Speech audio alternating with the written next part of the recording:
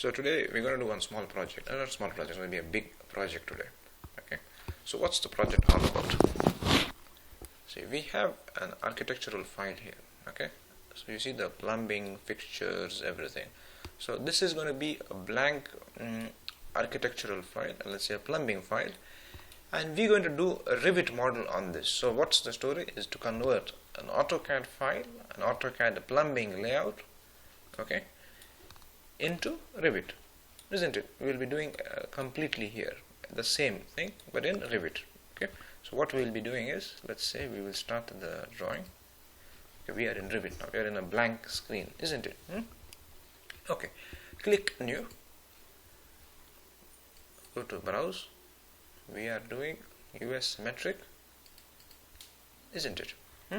System default not metric. Why? Because we're doing the MEP stuff. Okay, click open.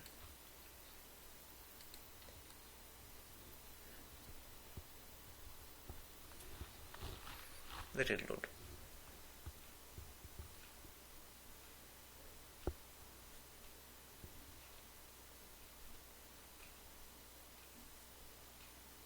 Okay, once it loads, okay, double click. Make sure you are in the plumbing view, isn't it? Double click, floor plan level 1. Close the mechanical stuff because we are in the plumbing, isn't it? Okay.